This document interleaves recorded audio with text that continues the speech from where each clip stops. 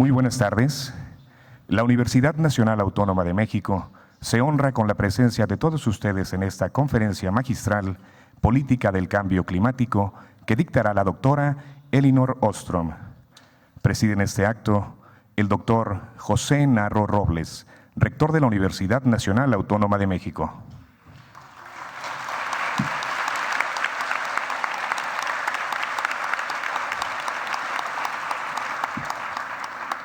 La doctora Elinor Ostrom, Premio Nobel de Economía 2009.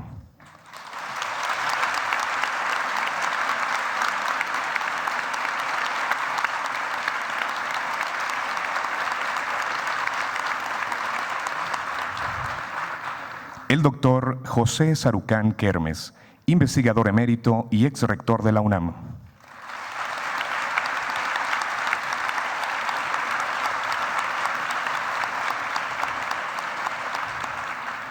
El doctor Pablo González Casanova, investigador emérito y ex rector de la UNAM.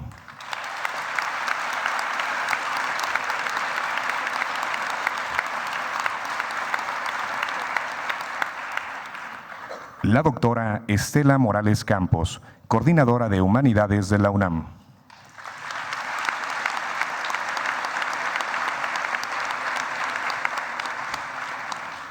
El doctor Carlos Aramburo de la Hoz, coordinador de la Investigación Científica de la UNAM.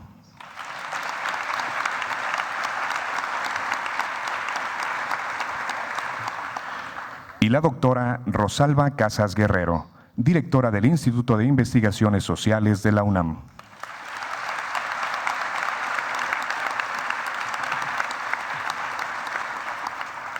Saludamos la presencia de autoridades universitarias, de invitados de la Semarnat, del Instituto Nacional de Ecología, de la Comisión Nacional para el Conocimiento y Uso de la Biodiversidad, de la Comisión Nacional de Áreas Naturales Protegidas, así como de académicos y alumnos universitarios que hoy nos acompañan. Sean todos ustedes bienvenidos. En uso de la palabra, el doctor José Narro Robles, rector de la Universidad Nacional Autónoma de México. Muchas gracias. Buenas tardes ya a todas y todos ustedes. Es un gusto estar aquí. I would like to give Dr. Elinor Ostrom the warmest welcome to our university. Thank you very much for accepting this invitation. Thanks. Voy a hacer una breve presentación de la doctora Ostrom y enseguida escucharemos la conferencia que ha preparado para el día de hoy. Tendremos algunos minutos al final para recibir algunas preguntas. La doctora Elinor Ostrom nació en la ciudad de Los Ángeles, California, en los Estados Unidos, el 7 de agosto de 1933. Es egresada en Ciencia Política, graduada con honores en la Universidad de California en Los Ángeles, UCLA, y recibió el grado de maestra en 1962 y el de doctora en Ciencia Política en 1965 en esa misma universidad. Es profesora distinguida y cofundadora del Taller de Teoría Política y Análisis de Políticas de la Universidad de Indiana, Bloomington. Es además directora fundadora del Centro para el Estudio de la Diversidad Institucional y profesora en la Escuela de Asuntos Públicos y Ambientales en esa institución. Es la primera mujer en ganar el Premio Nobel de Economía al recibirlo en 2009, compartido con Oliver Williamson, por su contribución, cito textualmente, al análisis de la gobernanza económica, particularmente de los bienes comunes. Trabajó para demostrar, y cito nuevamente, cómo los bienes comunes pueden ser administrados de forma efectiva por comunidades usuarias locales, termina la cita, sin la participación de los gobiernos o del sector privado o sin que ellos sean los actores centrales. La doctora Elinor Ostrom es considerada como la académica más importante en el campo de los grandes recursos comunes. Su trabajo reciente incluye la gobernanza del conocimiento, el espacio digital, la información genética y el espacio electromagnético, y posee un importante liderazgo en el análisis y propuesta sobre la gobernanza de grandes bienes comunes mundiales. Ella es un prototipo de la presentación de ideas y del sostenimiento de ideales. Es doctora honoris causa por las universidades de Terry en la India, Montpellier I de Francia, Universidad del Estado de Michigan, Universidad Noruega de Ciencia y Tecnología, Universidad McGill de Montreal, Universidad Humboldt de Alemania, Universidad Tecnológica de Luleå, Suecia, y Universidad de Zúrich, entre otras. La doctora Ostrom es miembro de la Academia de Ciencias de los Estados Unidos. Fue presidenta de la Asociación Norteamericana de Ciencia Política, presidenta de la Asociación de Elección Pública y presidenta fundadora de la Asociación Internacional para el Estudio de los Recursos Comunes, cuya sede actual radica en el Instituto de Investigaciones Sociales de nuestra Universidad Nacional Autónoma de México. Ha sido integrante del Consejo Editorial de 23 publicaciones científicas, asesora de 25 instituciones norteamericanas e internacionales, autora y coautora de 27 libros, entre ellos El Gobierno de los Bienes Comunes, publicado por la UNAM en 2000 y 2011, o Trabajando Juntos, traducido y publicado también por la UNAM en colaboración con otras instituciones y publicado el año en curso. Es autora y coautora de 446 artículos publicados en revistas internacionales. En 2010, la revista Outner Reader incluyó a Ostrom como uno de los 25 visionarios que están cambiando nuestro mundo, y en el 2012 la revista Times la consideró como una de las 100 personas más influyentes del mundo. Es un gusto, un honor para nuestra casa de estudios recibirla y decirle nuevamente, welcome to our university. Bienvenida a nuestra universidad. Gracias.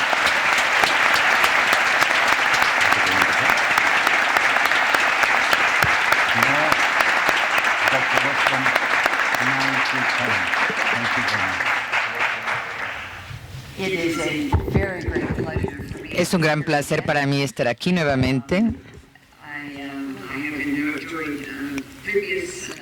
He disfrutado discusiones previas con colegas en el desarrollo de la Asociación Internacional de Estudios de los Bienes Comunes, que está aquí, y que hay un website que, si quieren seguir algunas de las investigaciones que voy a discutir, deben verlo. En la página web del ISC, que está basada en la UNAM, y va a ser transmitida por la página web de esta asociación. Quiero discutir con ustedes hoy el problema del clima, del cambio climático global como un bien común. Es nuestro commons, nuestro recurso común global mayor del mundo entero. Se ha estado preguntando, usted ha estudiado muchos recursos comunes de pequeña escala alrededor del mundo. ¿Esto tiene algún impacto para entender el cambio climático? Y mi respuesta es sí, pero no directamente. No se puede trasladar directamente lo que hacen la gente en una comunidad en Oaxaca y escalarlo. Lo que he aprendido es que hay una gran diversidad de formas de responder a este tipo de problemas y debemos reconocer esta diversidad. El cambio climático es básicamente un mal climático global, es un mal global. Nadie puede ser excluido de los impactos del incremento de los gases de invernadero y francamente nadie hace mucho más que los otros hacen, entonces es un mal público, es un common. Los individuos más bien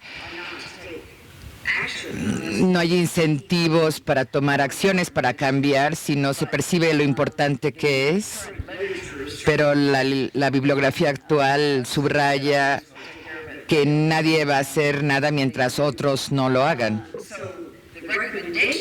La recomendación en la literatura más frecuente es que es un problema global, entonces necesitamos soluciones globales. Quiero analizar con ustedes que no debemos esperar a que existan soluciones globales. Hay muchos debates que tienen lugar hoy y pronto habrá uno muy importante en Río de Janeiro, en Río +20. Hay propuestas de bonos de carbono que significan que hay un límite de las emisiones por país y entonces en cada país las gentes van a negociar los derechos a emitir gases. Otras propuestas son impuestos para las emisiones de gases. Y parte del debate, y yo me incluyo en esta posición, es que son problemas de gran escala por muy largo tiempo. Tenemos tratados internacionales que premian a aquellos que han creado el problema. Entonces esto es un debate muy importante. Son cuestiones muy difíciles e importantes, debates muy difíciles e importantes. Hay propuestas responsables en las distintas partes.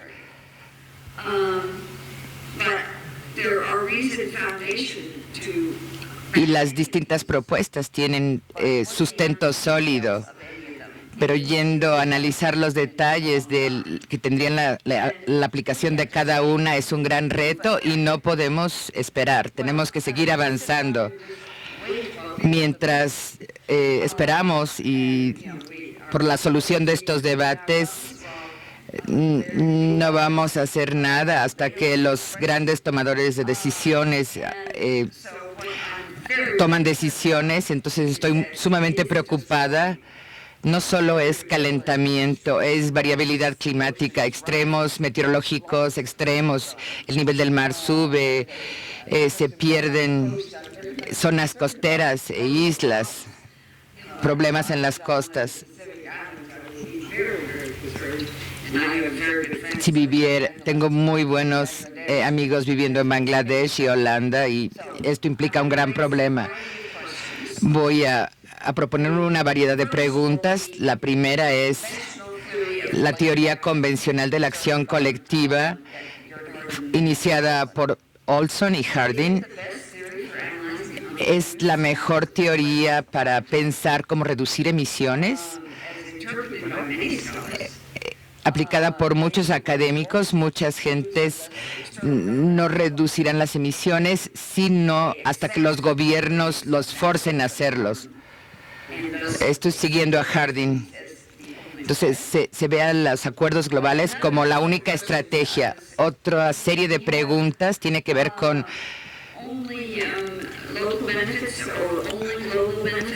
el cambio de actitudes generará bienes globales o bienes locales. Hay muchos bienes globales que son generados por esfuerzos locales para reducir las emisiones de gases de invernadero. Entonces distintas escalas de emisiones es una perspectiva muy importante para pensar este problema y las acciones que deben llevarse a cabo hasta que se sumen y alcancen una escala global, no solucionarán estos problemas, pero necesitamos comenzar a trabajar. Otra pregunta es Estamos seguros que los gobiernos centrales son siempre capaces de resolver los problemas de acción colectiva, las fallas de acción colectiva. Otra pregunta tiene que ver con los problemas de distintas unidades de toma de decisión. Se sobreponen, son redundantes. Hay problema de tener demasiados centros de toma de decisión y tendremos problema de dispersión. Hay problemas potenciales de tener demasiados actores influyendo. La última pregunta se refiere a cómo una perspectiva policéntrica implica de mejora de política respecto a basarse, a depender de una sola estrategia centralizada para resolver este tipo de problemas. Me refiero a policentricidad como una forma de gobernanza y articulación de distintas unidades, desde el nivel de los hogares hasta los gobiernos regionales, nacionales y globales. Es una forma de pensar estas preguntas. Déjenme darles una rápida perspectiva de la teoría de la acción colectiva tradicional. El supuesto es que muchos individuos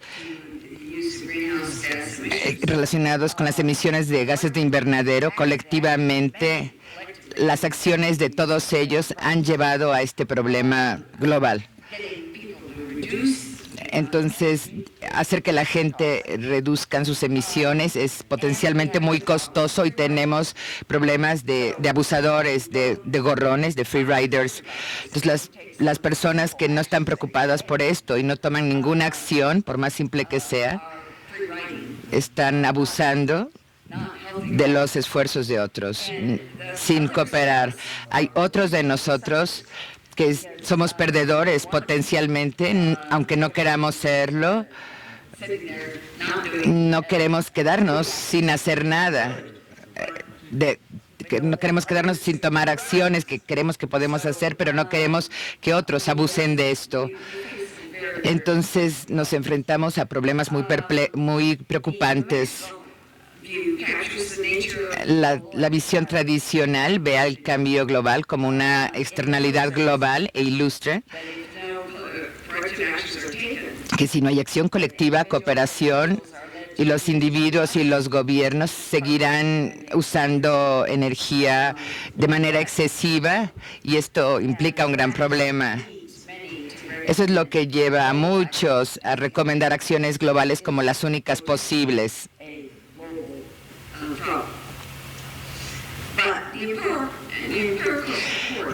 La base empírica, el fundamento empírico para la teoría tradicional es débil.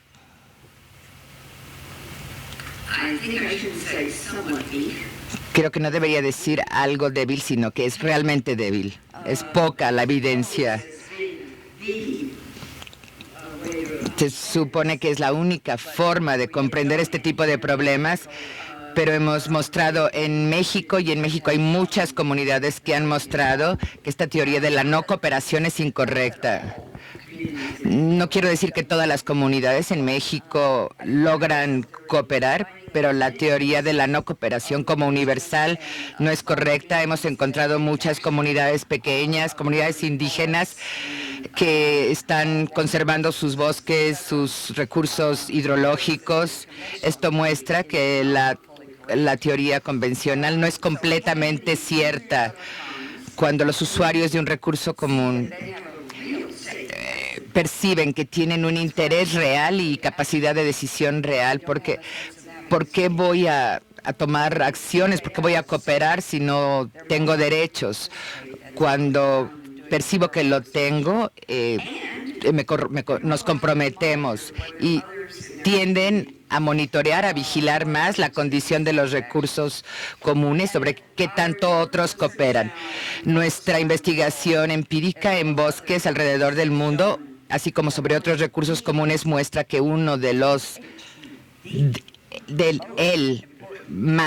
el factor más importante que afecta la cooperación de las gentes y reducen el sobreuso de los recursos comunes, es que depende de que sí los usuarios locales vigilan, monitorean el cumplimiento de las reglas y la condición del recurso. Porque el supuesto es de que si no hay usuarios vigilando, se tiene que tener guardias externos, y esto es muy costoso y a menudo corrupto, lleva corrupción.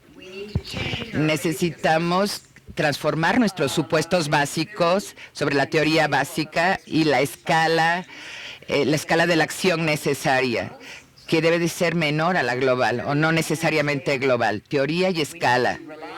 Necesitamos basarnos en los que llamaré la teoría de la conducta social humana.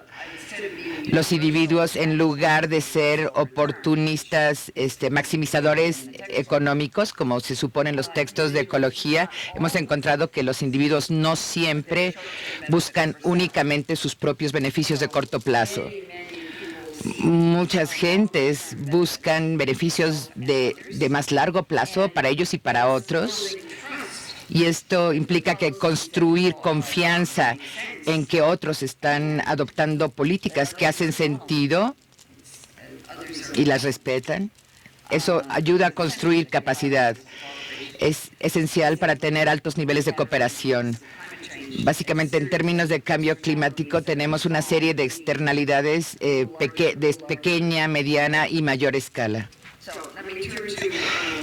Déjenme pasar a la teoría de la conducta social humana. Podría pasar mucho tiempo hablando de esto, pero por el trabajo de varios, tenemos ahora una perspectiva de que los seres humanos no tenemos siempre información completa, y muchos de los supuestos suponen que los individuos tienen información completa. Yo no la tengo, quizás alguien en el público la tiene, pero no puedo suponer que todos los seres humanos poseen información completa, pero ellos pueden aprender, podemos aprender. Y muchos aprenden normas, lo aprendemos como niños. Las madres aseguran que aprendemos al menos a comportarnos localmente, y los descubrimientos, los hallazgos nos llevan a que como la gente es formada determina las normas que la gente adopta. De ahí que el contexto es muy importante, desde los vecindarios hasta escalas más globales. Debe llevarse a cabo la reducción de emisiones. Si lo hacemos, será más fácil para otros que lo repliquen. Debemos tener una aproximación de externalidades anidadas. Los debates sobre cambio climático son negativos, son incorrectos. Lo que se supone es que las externalidades globales deben ser atendidas a nivel global. Los textos están mostrando que las externalidades se generan en escalas múltiples, y quisiera ver que esta perspectiva en los libros de texto se modifica. Así que hay muchos costos ocultos, al menos hoy. Una familia,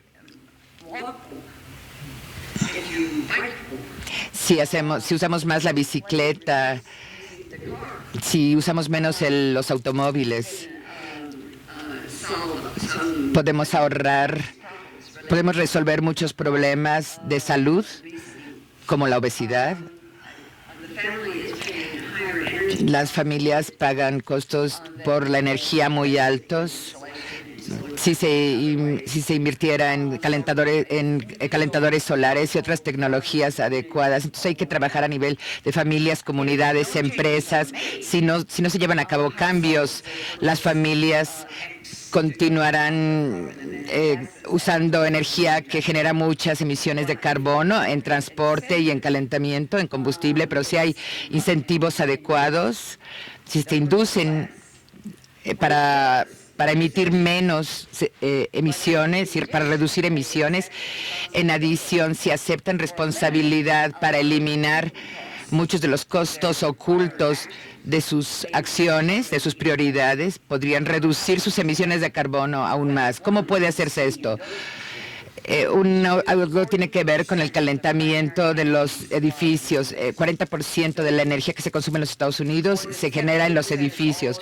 Más del 70% de toda la electricidad que se genera se usa fundamentalmente para calentar, enfriar e iluminar los edificios.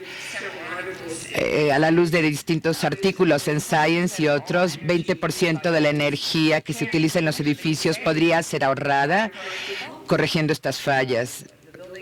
Mal funcionamiento, el edificio no está aislado en las paredes, en los techos. Esto es asombroso. Podría resolverse mucho fácilmente. En las memorias de la Academia Nacional de Ciencias, DITS y otros, otra vez, desde esta perspectiva de cómo las casas, los hogares pueden reducir las emisiones de gases de invernadero por 20% en pocos años, en 10 años, si se adoptan distintas medidas como regaderas de bajo flujo. Una cosa en la que pienso que es muy interesante sobre las regaderas es que mucha gente tiene agua caliente en sus casas, muy caliente, y cuando entran a la regadera, ¿qué hacen? Entonces abren el agua fría. Entonces están pagando para tener agua caliente, generar externalidades, y entonces tienen que enfriar el agua usando agua fría. Si no han checado su calentador de agua recientemente, por favor, les pido que vayan a sus casas y lo chequen y vean si pueden reducir la temperatura un poco. Y de esta manera pueden contribuir a reducir emisiones. Y tenemos distintos esfuerzos de comunidades.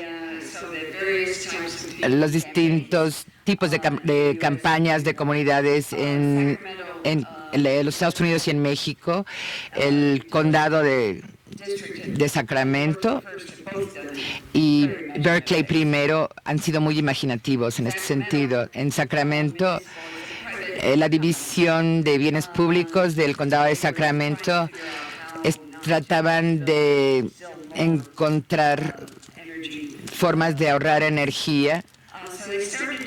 Empezaron a tomar muestras de los usuarios y los clasificaron según el nivel de energía que usaran en relación con sus vecinos. Y se ve así el recibo. Se les compara con el uso de energía de otros. Entonces se mostraba que ellos usaban mucho más energía que otros en el vecindario, y como una cuestión de rutina, al enviar los recibos, algunas veces ponían unas caritas sonrientes a los que ahorraban mucha energía, o caras con muecas a aquellos que no lo hacían.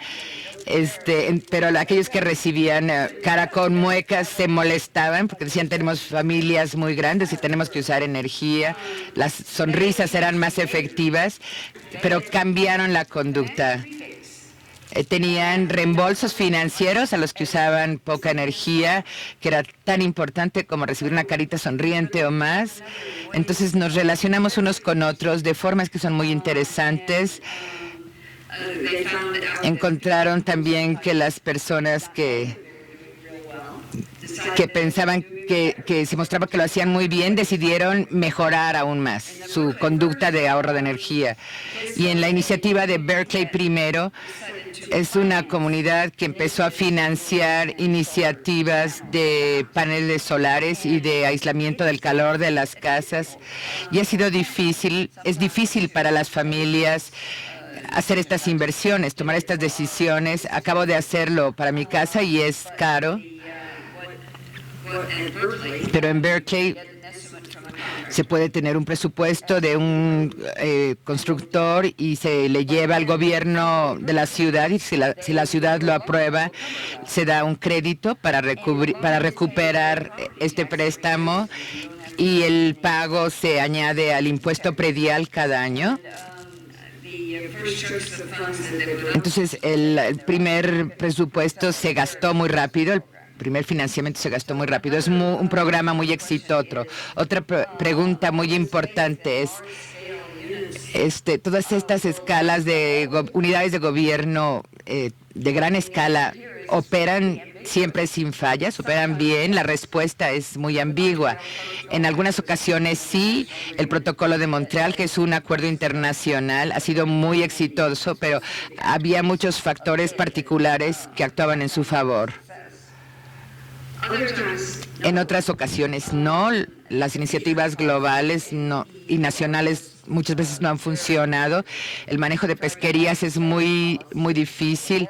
Se ha, por ejemplo, intentado de aplicar en Europa la misma política para el Báltico y el Mediterráneo a una escala muy grande y no ha funcionado. En Canadá el gobierno ignoró las recomendaciones de los pescadores de la costa este de Canadá en relación al manejo del bacalao.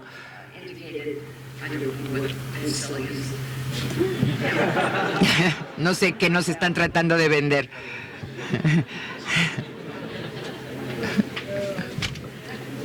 Se le está acabando la batería. Dice conecte. Oh, it's a battery. It's energy. Energy. ¿Mandé? Como quieras, si quieres, déjame acabar. No, ¿cómo lo estoy haciendo? Muy bien. No, es que siento que ya va a acabar, ¿no? ¿Dónde estás?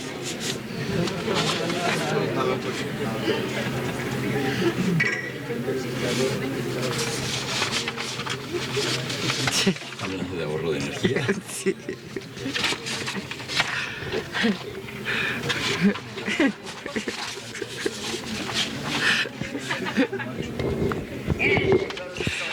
Vamos a seguir de cualquier modo.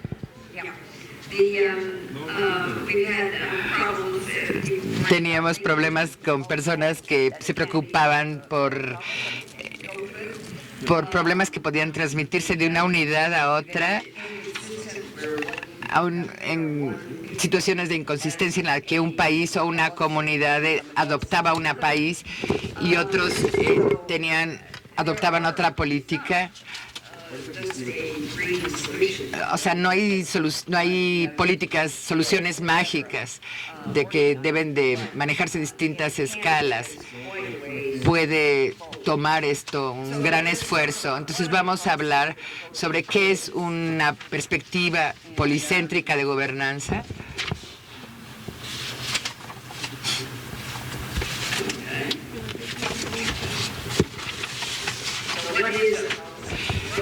¿Qué es una perspectiva, un acercamiento policéntrico?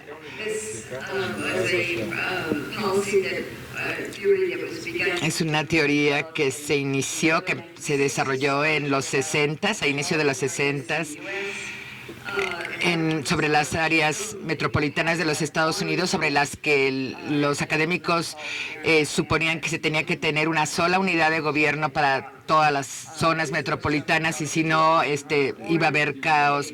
Vincent Ostrom y otros escribieron un artículo muy importante en 1961 formulando preguntas teóricas y urgiendo a las gentes a considerar sistemas policéntricos y compararlos con otros.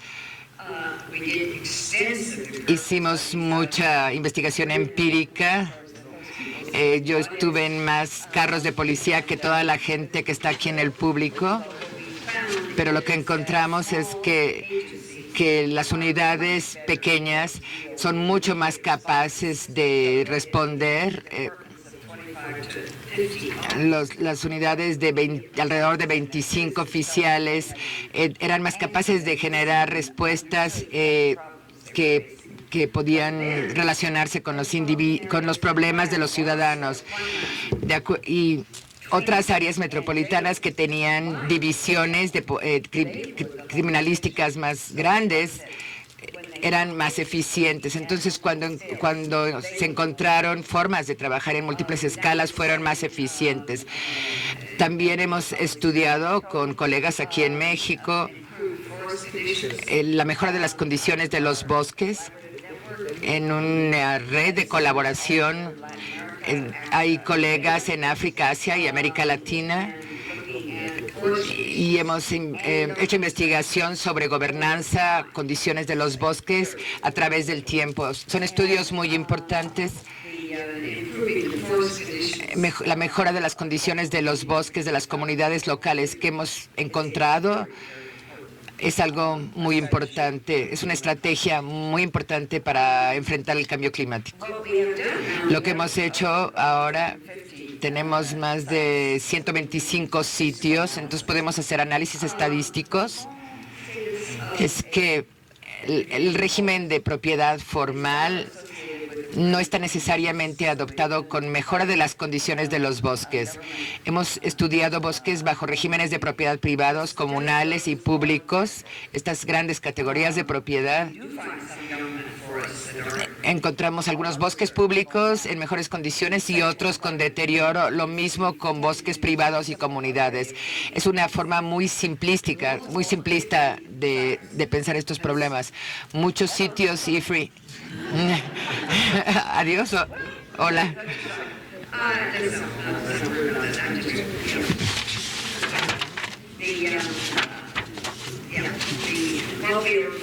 Lo que encontramos es que no hay una única solución simple. Olvídenlo. Está bien. En lugar de una gran solución global para un gran problema, tenemos que pensar en soluciones de múltiples escalas, reconociendo que nosotros como individuos podemos hacer una diferencia, pero si nos organizamos, olvídenlo, por favor, olvídenlo.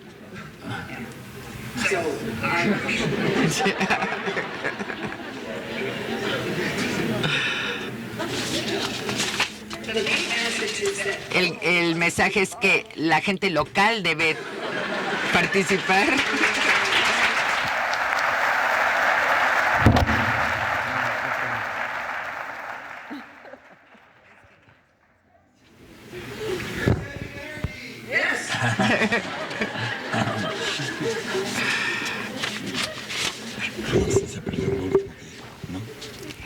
The main messages.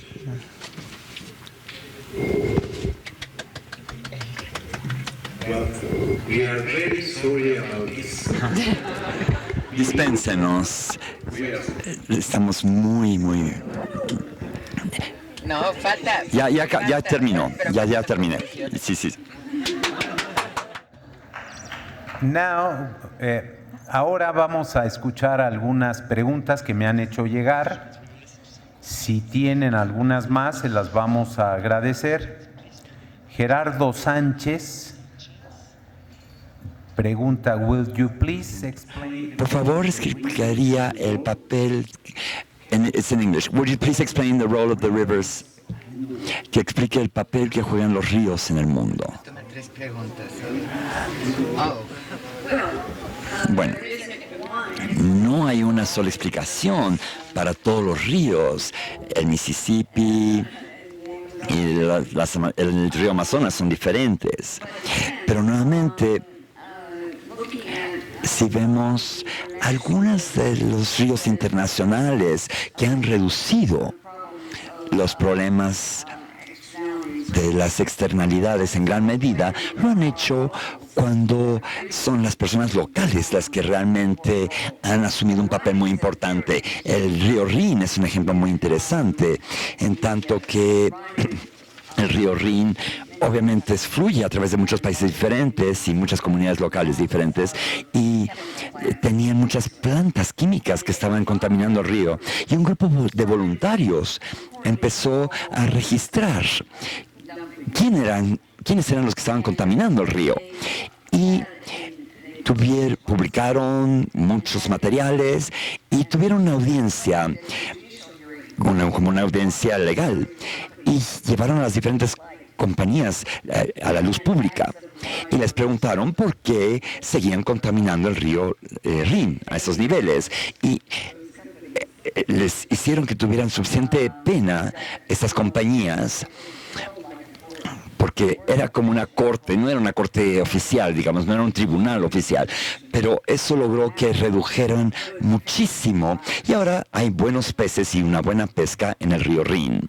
Muy bien. Cristian Cruz Torres pregunta, evitar la tragedia de los comunes requiere la confianza mutua en la observación de los acuerdos. ¿Cómo se puede reiniciar el sistema de confianza en comunidades que han entrado en una dinámica de competencia? ¿Cómo restablecer la confianza en los demás?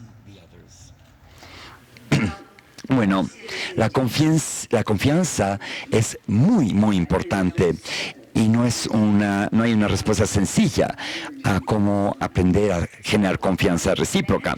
Pero una de las ventajas de empezar por lo pequeño es que podemos, en un vecindario, podemos empezar a observarnos unos a los otros un poquito, o si somos parte de un club social, o si vamos a jugar boliche juntos o lo que sea, podemos decirle, me di cuenta que tú estabas manejando tu coche solo y no llevabas a nadie. ¿Por qué no llevaste a algunos de nosotros? ¿Por qué no nos diste aventón? Y aquí así ahorras energía. Y ese tipo de codazos que le puedes dar a tus vecinos, eso puede marcar la diferencia. Así que hay que crear un poco de espacio con los codos para empezar a echar a andar esto. Me interesó mucho que el sindicato de científicos preocupados tiene una página web muy buena que se llama Skinning Up. Y están mostrando en esa página que si 20 miembros de una familia y amigos corten sus emisiones en un 20%, eso evita la emisión de carbono, al igual que conservar 6,000 galones de gas. Y si los residentes de una ciudad pequeña reducen sus emisiones, eso basta para sembrar suficientes árboles para cubrir la ciudad de Las Vegas, imagínense. Así que estamos teniendo cada vez más evidencia de la importancia de trabajar a las diferentes escalas. No es que tenemos que estar presionando a los que están hasta arriba, sí lo tenemos que hacer, pero estar ahí con los brazos cruzados y esperando no es una buena idea. Así que estoy proponiendo que nos echemos a andar y que demos de codazos en nuestros barrios. Muchas gracias. Rodrigo es asking, ¿qué piensa usted sobre el crecimiento cero? ¿Es posible el crecimiento cero? No. Gracias. Luisa López, ¿qué opina de la construcción de vías elevadas en la Ciudad de México?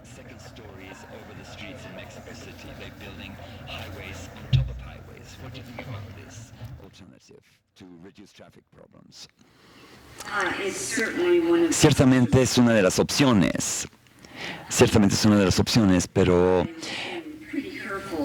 soy muy cuidadosa sobre hacer comentarios sobre acontecimientos locales sin saber las causas y la investigación. Así que no quisiera indicar que es un buen plan o no. Lo que pasa es que yo no sé, la verdad. Hay una serie de cosas. La última vez que estuve en Hong Kong, me interesó mucho ver el registro que tenía mi colega en el carro para medir diferentes cosas. En la carretera atraviesas por algunos lugares donde vas bastante veloz y esta máquina lo registra. Si no es la hora pico, te cobra menos. Te van registrando todo eso. También funciona al interior de la ciudad y si violas una ley en términos de el límite de la velocidad, lo registra. Y hay ese tipo de mecanismos que se pueden ser adaptados en las diferentes áreas metropolitanas grandes o ciudades grandes, y eso puede ser una gran diferencia porque reduce los costos de transacción. Daniel Álvarez pregunta, ¿cuál debería ser el papel del gobierno en esta política de cambio climático?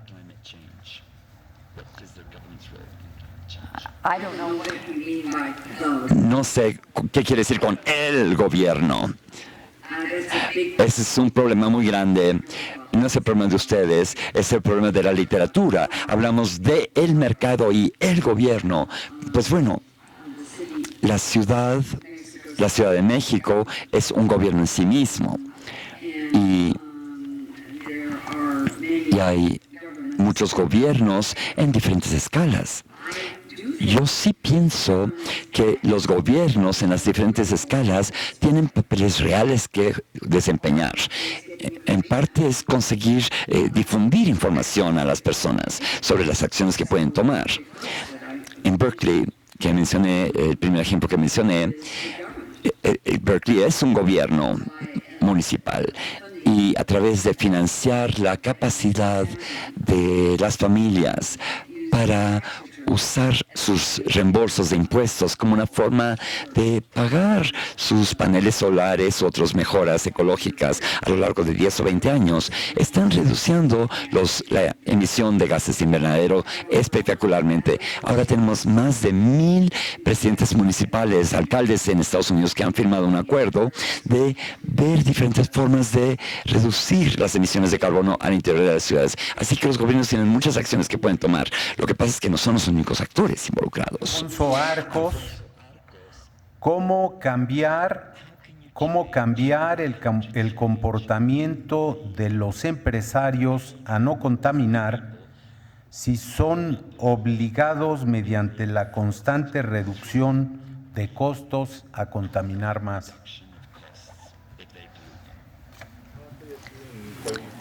Bueno, hay una serie de formas de hacerlo. Una de ellas es hacer el requisito de que anuncien sus políticas con respecto a la contaminación. Y así tengamos las acciones del público, que cuando compremos productos podamos tomar decisiones informadas y comprar de compañías que están tomando en serio este problema. Y eso implica que nosotras como ciudadanos tenemos un papel real que jugar, no solamente las compañías privadas. Necesitamos informarnos nosotros mismos sobre cuáles son las compañías que han empezado a tomar acción consistente para reducir sus emisiones de carbono. Y hay algunas compañías que sí han hecho bastante al respecto. Así que ellos necesitan alentarse entre sí. Y si nosotros empezamos a comprar productos de las compañías que han reducido sus emisiones, ese es un mensaje muy importante. Así que nosotros tenemos algo que hacer como consumidores. Sebastián Contreras pregunta, ¿cuál cree que sea el papel de la ética a la hora de transitar hacia modelos de sociedades sustentables? Bueno, soy antigua. Me parece que el papel de la ética es muy importante independientemente de la cuestión que estemos viendo. Así que hemos adoptado en tiempos recientes el sentir de que los individuos maximizan las ganancias privadas y que lo que produce el mercado es lo más eficiente y lo mejor, sea o no, tenga o no una connotación ética en ese proceso, no hayan tomado medidas éticas o si les hayan tomado ese proceso. A mí me parece que es muy importante que los seres humanos aprendan que las éticas y las normas son de extrema importancia. Yo estuve casada con un colega muy fuerte por 47 años, pero ese matrimonio no hubiera funcionado por 47 años si él no hubiera sido una persona muy ética. Y yo también traté de ser ética. Y tenemos un centro de investigación en donde trabajamos juntos. Tenemos la norma de que todos contribuyamos con una ética de ser un buen contribuyente. Y eso es una parte muy importante de nuestro trabajo, y así debe de ser. Y no debemos de olvidarnos jamás de la ética.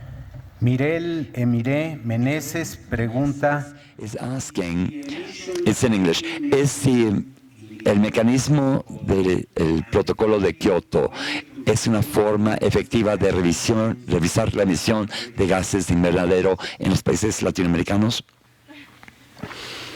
No. No ha funcionado. En general no, lamentablemente es una tragedia, pero no ha funcionado. Tenemos Alonso Gutiérrez. ¿Cuál es su opinión con respecto a las compañías de Estado paraestatales como Pemex en México para manejar los recursos comunes como el petróleo? ¿Cuáles deberían ser las metas de estas compañías paraestatales? Nuevamente, no hay un solo modelo a seguir para eso, pero sí juegan un papel muy importante estas compañías paraestatales en todo este tema. Pero aquí el gobierno y nosotros podemos hacer una diferencia aquí también. ¿Qué tipo de informes les exigimos a nuestras compañías paraestatales? En algunos casos, lo que podemos pedirles y hacerlo regularmente es cuánto invirtieron este último año en diferentes mecanismos para ahorrar energía y en la cantidad de emisiones que ustedes proyectan hacia el exterior. Es una pregunta más importante que muchas otras preguntas que se les plantean a las compañías. Luego podemos empezar a difundir eso. Un ejemplo de la importancia de difundir esto en el público es en Estados Unidos. Algunos de los agencias fiscales a nivel estatal están muy preocupados porque había evasión fiscal muy generalizada. Y una de estas agencias empezó a usar la página web y poner los 5 peores evadores de impuestos en su estado en la página web. Y en una semana pagaron de inmediato los impuestos que no habían pagado. Y han seguido haciendo eso. Es una forma muy efectiva de resolver algunos de los problemas que tenían de evasión fiscal y de acciones que no son muy buenas. Eso no tiene que ver con el clima, pero es una buena lección que podemos aplicar, ¿no es así? A question, an anonymous question. It's in English. ¿Nos podría decir sobre las iniciativas municipales? ¿Qué iniciativas pregunta ella? ¿Las iniciativas de transición de los pueblos? De ciudades en transición. Cities, no estoy segura.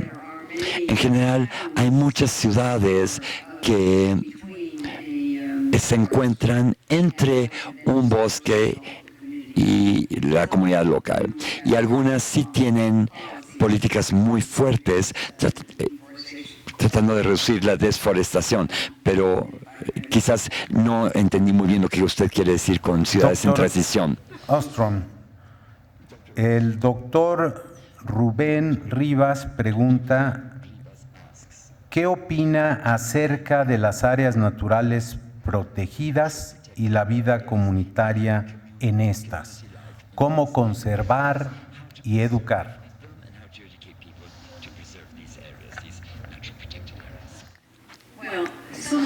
Algunas de ellas se desarrollaron en capitales nacionales, en donde una ONG muy grande y una financiadora internacional se sentaron con un gran mapa en la capital, no afuera.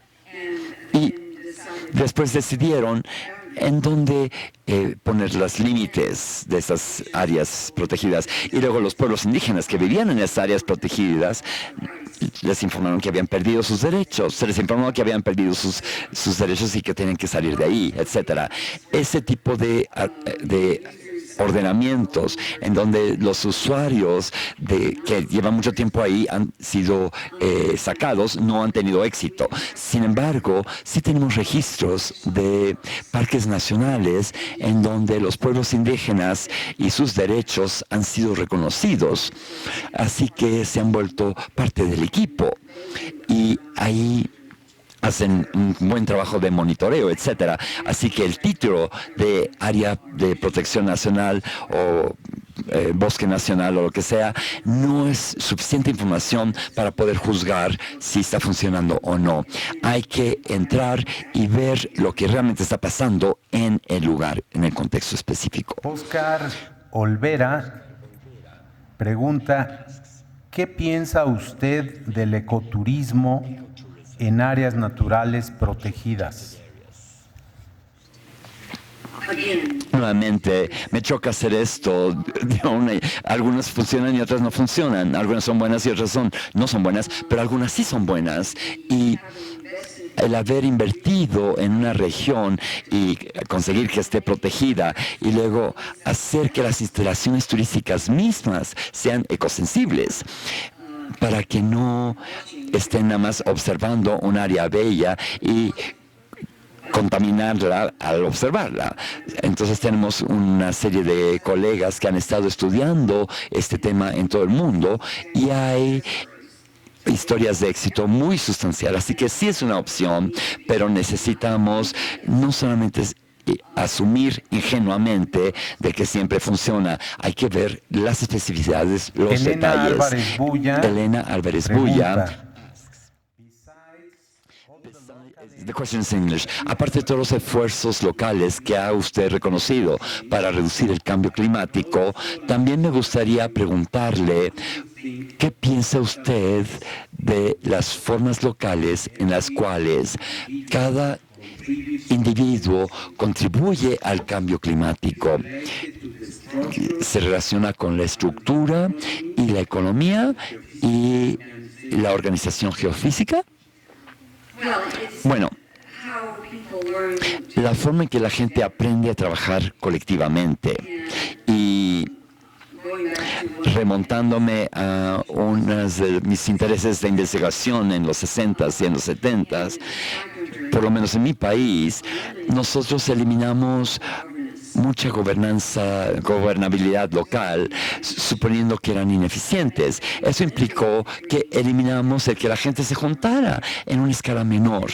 Y eso ahora implica que algunos de los mecanismos que podríamos haber estado ocupando para unir a la gente, para que discute esos temas, ya no están disponibles. Pero, por ejemplo, Indianápolis ahora está haciendo un esfuerzo muy serio por trabajar con un programa que se llama Mantener Indianápolis Bella. Y han sembrado muchos árboles en la ciudad, pero no basta con sembrar árboles, plantar árboles, sino que están trabajando en los barrios para idear formas de mejorar su capacidad de regar los árboles, para asegurarse que los árboles crezcan. Están enterándose de que muchos barrios que tienen organización barrial efectiva o gobiernos locales buenos, están asumiendo ese programa y están haciendo una gran diferencia.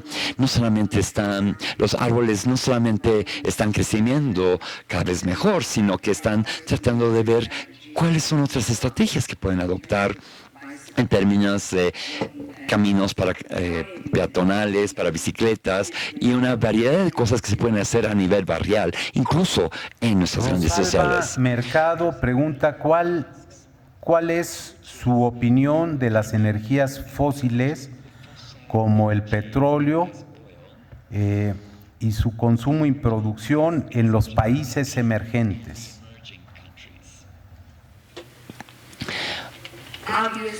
Obviamente es un desafío muy difícil decirles a los países que no han logrado conseguir que su energía esté al nivel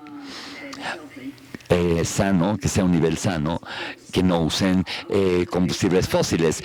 Una de las cosas que yo realmente he estado presionando es que en Estados Unidos, USAID, la AID y otras organizaciones inviertan en calentadores solares. Es posible tener calentadores solares relativamente pequeños en las casas individuales que pueda deshacerse de las emisiones. Pasado momentos muy difíciles en las cocinas de casas en donde la cantidad de contaminantes a la que respiran las mujeres todos los días son enormes. Así que hay formas en que podemos empezar a usar estos nuevos calentadores solares que cada vez son más accesibles a nivel de su costo, y usar estos en vez de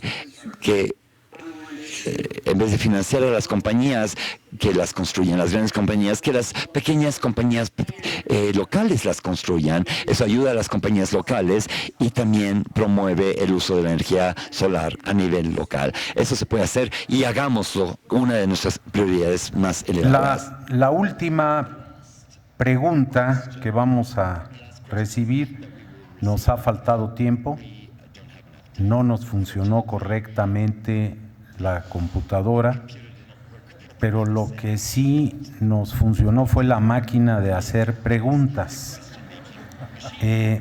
Voy a hacer una última a la doctora Ostrom, de Leticia Merino, que pregunta: ¿cómo relacionar las políticas de adaptación y mitigación? How can you relate the policies of adaptation and mitigation? I'm not sure about the relation. No entiendo lo que quiere decir con cómo se puede relacionar. Well, probably in terms of simultaneous work or Yeah. one after the other. I don't Yeah. know. Well, in that case, Well, this belongs as well to we this. do tend to categorize. Tendemos a clasificar estas cosas en pequeñas casillas, y algunas de las políticas no son diferentes, pero tenemos que trabajar en diferentes escalas y usar abordajes o enfoques múltiples para que no nos encasillemos nosotros con las etiquetas y con los nombres, y veamos cómo relacionar entre sí estas políticas. Bueno, no Ok. queda tiempo, y yo solo quisiera, por supuesto, agradecer la presencia de quienes nos han hecho el favor de acompañar el día de hoy, de todos ustedes, de nuestros dos rectores apreciados que han dedicado parte de su tiempo para estar con nosotros aquí, del doctor Sarucán, del doctor González Casanova. Agradecer la organización que el Instituto de Investigaciones Sociales y el PUMA han hecho para tener esta oportunidad, de la Coordinación de Humanidades y de la de Ciencias, y por supuesto y de manera muy especial la disposición de la doctora Elinor Ostrom de acompañarnos el día de hoy. Thank you very Thank you. much again. Muchas gracias nuevamente, doctora Ostrom. Ha sido un placer.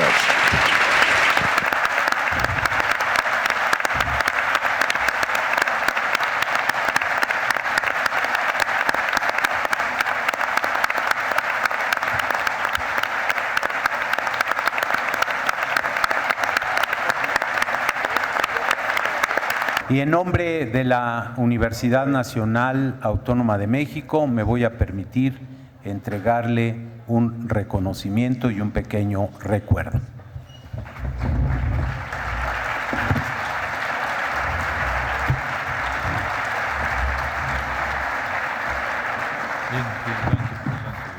No.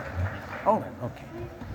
Oh, We would wow. like you to have this recognition. Yes. Your splendid conference. Thank you very much. Thank indeed. you. And also Gracias. to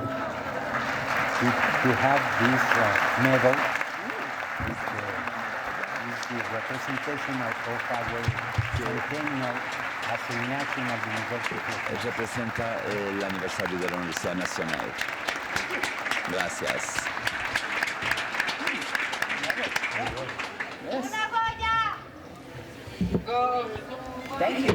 Gracias. Gracias.